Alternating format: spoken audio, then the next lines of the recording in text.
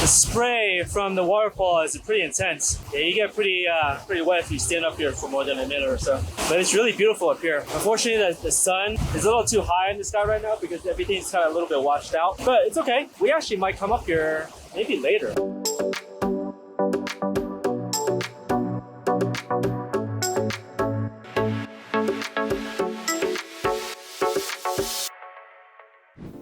It's Thursday morning, almost 9 o'clock. I've been awake for about an hour and a half. Set up back there with my computer and everything. Been doing a little bit of work this morning before we head out on another hike here in Telluride. So yeah, that's kind of been our schedule the last few days. You know, do an hour and a half of work in the morning, and then head out and explore Telluride for, you know, a few hours, 3-4 hours, and then yeah, come back here and finish up the day, you know, the afternoon, doing a little bit more work in front of the computer and everything, making phone calls and everything like that. Getting pretty much, you know, my role now is, you know, basically making sure all the people who are, you know, work for us, you know, are lined out correctly, you know what they're doing, kind of getting organized. Basically, I'm the orchestrator. I kind of like to think of myself as the orchestrator of all the things that need to be done. Of course, there are things that I personally handle as well. My biggest role is orchestrating every, you know, piece, making sure, you know, our executive assistant is doing what she needs to do, our regional manager is doing what she needs to do, and managing all the managers and getting everybody squared away. So that's kind of been my role, and certainly so far it's worked out okay. Obviously there's been a few challenges this week. You know, we had to really be creative about it. I don't want to get into too many details because it does involve people's personal health issues and things like that. You know, those are the problems and issues and things that we just have to work around and be creative and problem solve and things like that. For example, you know, one solution that we've come up with is essentially a contactless move-in process. So all leases are signed online through our Intrepid system, and when the new resident is going to move in, our leasing and managers will go ahead and put all their information, the welcome packet, everything like that, little welcome gift inside their unit. Obviously disinfect, clean everything, and then what we'll do is then put a lockbox, one of those numbered lockboxes like those you go when you look at open houses and you know, tour other real estate like that. So put those on the unit door. The manager will call the new move-in and say, hey, this is the code to house keys, your unit keys, your mailbox keys, your gate cards, things like that. So putting all that stuff in the lockbox, and yeah, it actually works really well. So what we're dealing with, you know, the environment today with everything going on, you know, you just have to be creative and not let those things get you down, and just, yeah, come up with solutions. There's always a solution to a problem. Yeah, that's kind of been what my week has been like, kind of making some coffee and getting ready to go out.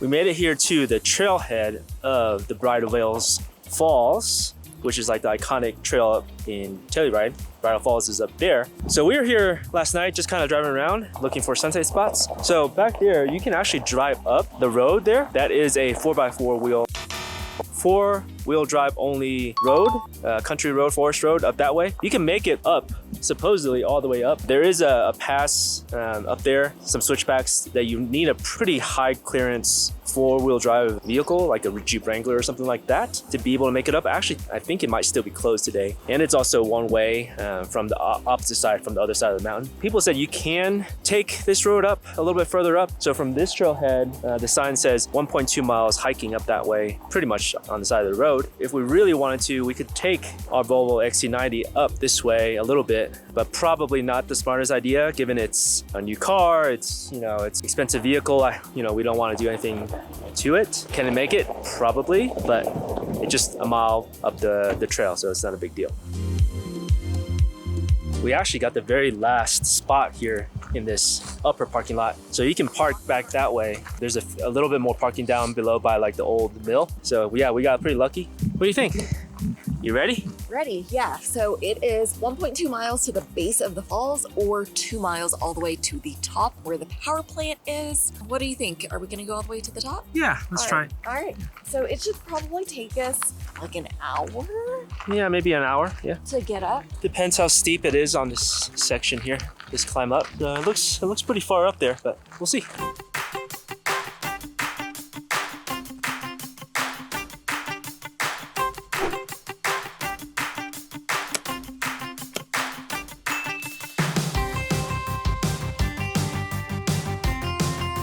First quarter mile of this trail just zigzags through the forest here.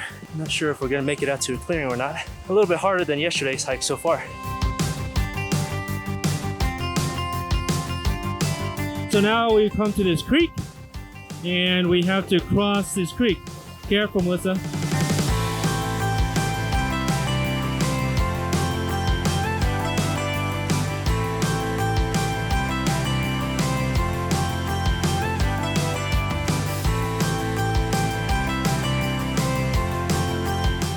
.6 miles up the trail.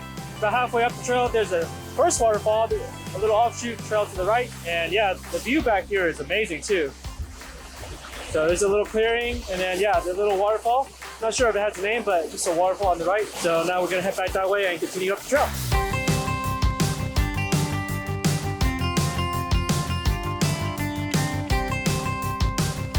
This one's a lot harder than the other one, huh? It's an actual climb. The other one was just a walk at an incline. This is a climb. They're like steep rock faces straight down on this side now. And then there's a little waterfall behind the trees there. Pretty nice. I feel like we're getting close. I can hear the waterfall, but yeah, this hike is tough, man. Breathing heavy, heart rate's up about 160 beats per minute. That's pretty high for a hike. Yeah, because it's pretty much just uphill. I think we're almost there.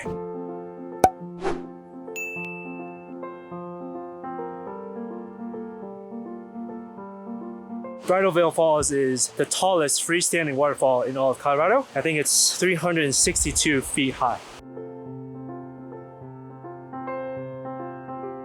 The spray from the waterfall is pretty intense. Yeah, you get pretty wet if you stand up here for more than a minute or so. But it's really beautiful up here. Unfortunately, the sun is a little too high in the sky right now because everything's kind of a little bit washed out. But it's okay. We actually might come up here maybe later because if a bunch of cars can come up here, we might just come up to this point for sunset or something.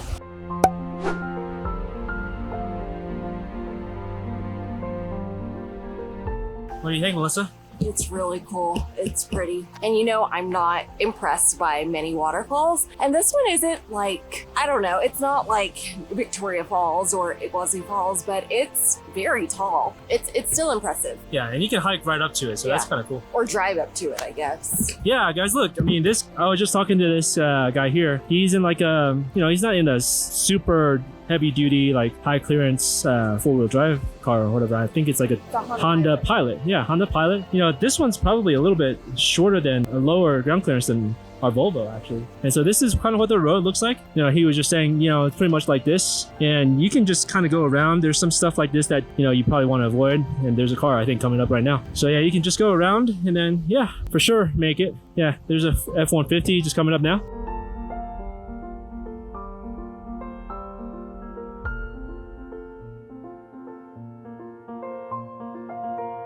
We made the decision that we're gonna walk up the road a little bit. So from the bottom of the falls, it's another 0.8 miles up to the top where the power plant is, because Melissa wants to kind of see the view overlooking the town. So I think we're gonna go up there. We could definitely take the car up there, but I think it's a better decision just to hike up there because we don't want to mess up our new car. Yeah, the girls back there, they said they had a Subaru Forester and they're gonna walk back down and drive up, but I feel like you should just walk up. It's not that far. Yeah, we're gonna go up there and see if we can get a better view. I think if we just walk up this way, we can get a view clear back towards town. Almost an hour to get just to the base of Bridal Veil Falls, so we only went 1.2 miles. It took us nearly an hour. I would say like 50 minutes. Yeah. And it's another 0.8 miles to the power plant.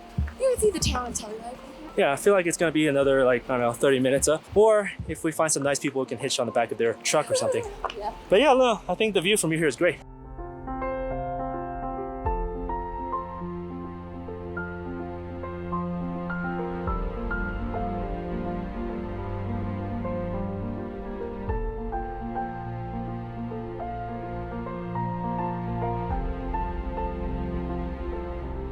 What do you think? Beautiful. You can see that Telluride is actually in a box canyon here, meaning there's only one way in and one way out. Here is like one side of the box, that mountain's another side, this mountain's another side. So the only way out is west. You can see the little town of Telluride in the valley. Tell them what you were telling me earlier in the car about Yosemite. Oh, okay. The town of Telluride feels like Yosemite Valley. If you've ever been to Yosemite National Park, you know that in Yosemite Valley, there are the hotels, the lodges, restaurants, campsites, and whatever. That's what this feels like, except people actually live in Telluride. Whereas in Yosemite Valley, it's like pure tourism and people don't live there because it's a national park. Beautiful. Like this Telluride is one of my 5 top places in the world. If you want to know, the other 4 are. It's slightly different from Alan's. I think we flip-flop, but if you want to know, go check out our podcast. Just he kidding. wants to start a podcast. We have too many things going on. I guess we'll post it in Instagram. So follow us on Instagram, This Dinky Life. Subscribe, and we'll do a post soon about our top 5 favorite places in the world.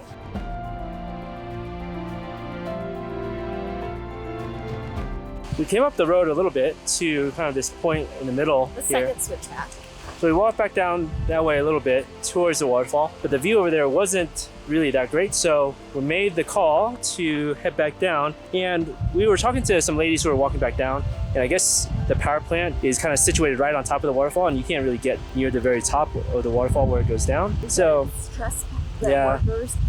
The workers will let you do it, but it's, no, they said they'll let you get close, but they won't let you onto the property because it's considered trespassing. private. It's private property, so we're gonna head back down. I mean, the view from here is amazing. I mean, down this way, we're probably gonna head back down towards the base of the waterfall and take a little break for some food, some snacks, and then head back down into town. It's Friday afternoon in Telluride, and definitely a lot busier than it has been the last few days that we've been here. All the people kind of out in the park, enjoying the outside. There's a little like farmer's market thing over here. So yeah, I guess people will come in out of town over the weekend. So yeah, it's a little bit more lively today.